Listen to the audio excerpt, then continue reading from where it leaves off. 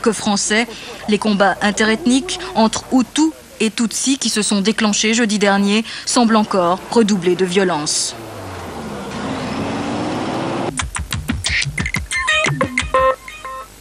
Après seulement 7 mois, le gouvernement algérien démissionne. La cause, un probable désaccord avec le président Ilia Amin Zeroual sur les mesures anti-islamistes.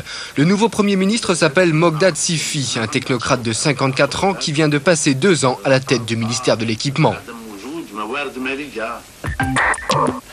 C'est oui au plan de redressement d'Air France. Massivement, les 40 000 salariés de la compagnie aérienne ont pris part au référendum. Ce plan de sauvetage drastique, adopté par la majorité, prévoit la suppression de 5 000 emplois, le gel des salaires et l'allongement du temps de travail. Une dernière chance pour la compagnie nationale que l'État va renflouer de 20 milliards de francs.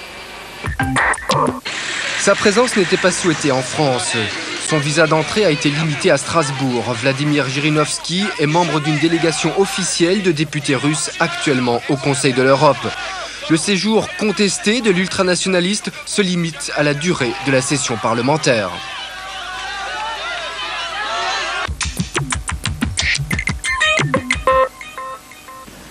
Arrivé ce matin à Hébron d'une délégation d'observateurs internationaux. Comme l'ont convenu, Israël et l'OLP, c'est la première phase du déploiement de 160 hommes. Ces observateurs, qui seront équipés d'armes légères, ont une mission bien précise, rétablir la vie normale à Hébron. Ici, pour la première fois aujourd'hui, l'armée a levé le couvre-feu imposé depuis le massacre du 25 février dernier. Les Palestiniens ont enfin pu ouvrir leurs boutiques et circuler en voiture. Coïncide avec l'arrivée des observateurs l'installation de 7 nouvelles familles israéliennes. Des colons qui vont s'installer dans ces maisons blanches du centre d'Hébron, à quelques mètres du caveau des patriarches.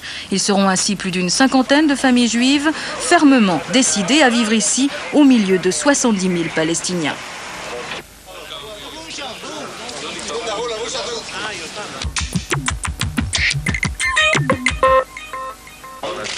La Stasi entretenait des liens avec le terrorisme international. Ce premier procès depuis la fin de la RDA permet de les mettre en évidence. Helmut Vogt, cet ancien officier de la police secrète, vient d'être condamné à 4 ans de prison. Il avait aidé à commettre un attentat contre le centre culturel français de Berlin. En 1983, la Maison de France était ravagée par l'explosion d'une bombe. L'action a été revendiquée par le groupe terroriste Carlos. Il a agi avec l'aide d'un ami allemand, Weinrich. Tous deux soutenus par Damas. Ils voulaient faire pression sur le gouvernement français pour qu'il libère la compagne de Carlos, la terroriste allemande Magdalena Kopp. Avec le groupe terroriste Carlos, la Stasi aurait travaillé depuis la fin des années 70. Pour le tribunal, il est clair que ce haut fonctionnaire de la Stasi, Helmut Vogt, a fourni les 24 kilos d'explosifs pour l'attentat de la Maison de France. Pour le complice, la prison. Mais les auteurs, Carlos et Weinrich, n'ont pas de crainte de ce genre. Ils se trouvent à Damas et la Syrie refuse leur extradition.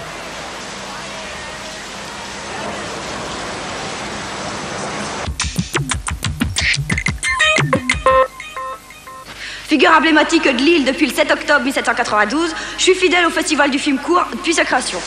Le court-métrage, vous aimez? Ah oui, les films de 2 heures, je m'endors. Alors, un court-métrage, c'est bon, hein? Et puis, plus vite on est sorti du ciné, plus vite la poubelle est emballée, hein.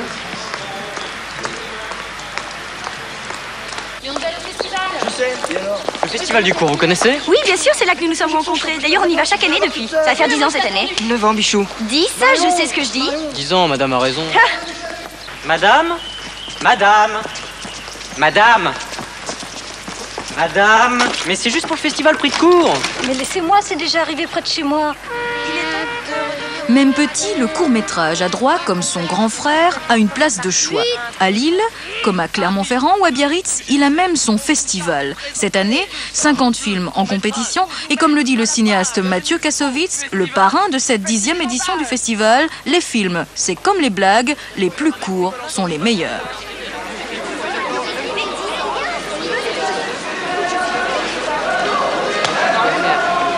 Action!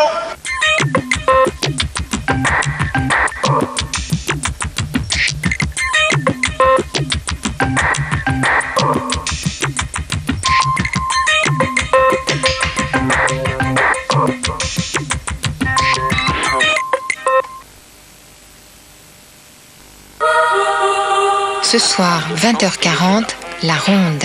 Et l'amour? L'amour, le matin, non. Je vois les choses autrement. Ça n'est pas chaud?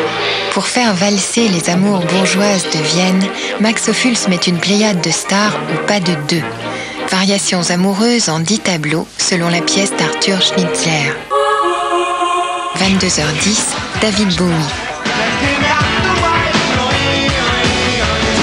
L'androgyne au regard clair-obscur a toujours le goût des contrastes. Petit tour sur scène avec son dernier album, puis entretien bilan version noir et blanc.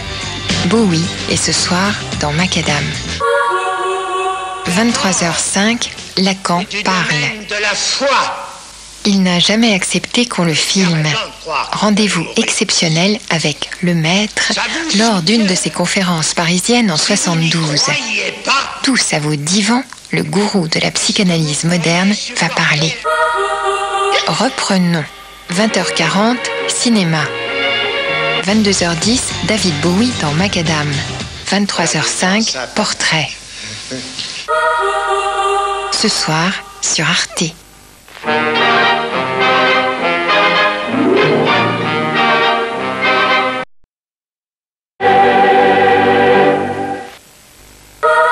Bref voyage dans le temps jusqu'à votre rendez-vous cinéma de lundi prochain. Après avoir usé de son arbalète contre les Anglais, François de Cortemare use de violence sur sa fille. Chronique de la guerre de 100 ans, La Passion Béatrice, un film de Bertrand Tavernier avec Julie Delpy, lundi prochain sur Arte.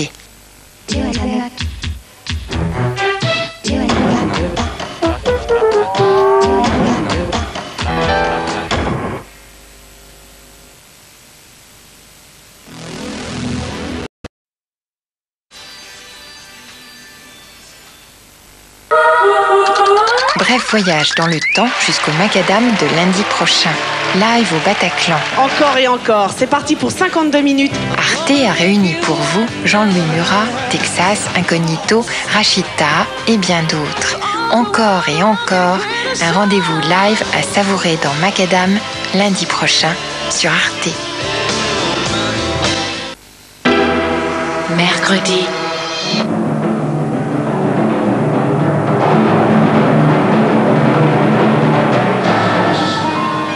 Première mondiale en direct dans Musica. Dernier préparatif avant la première de mercredi.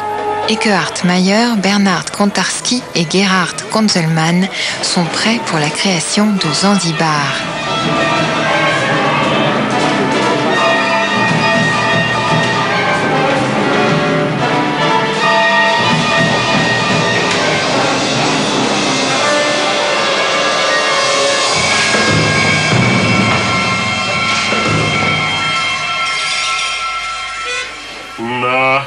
Na, Fräulein, so spät im Jahr in Rerik. Zanzibar. Deuxième opéra du compositeur contemporain Eckehard Mayer, Zanzibar symbolise le rêve et le refuge pour une communauté persécutée par le nazisme. Zanzibar, en direct du théâtre Rococo de Schwetzingen dans Musica, mercredi sur Arte.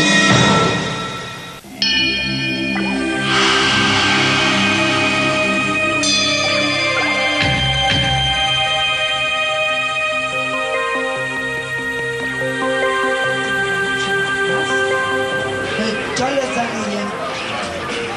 Ein toller Spaß. Das ist ja schön, dass wir sehen.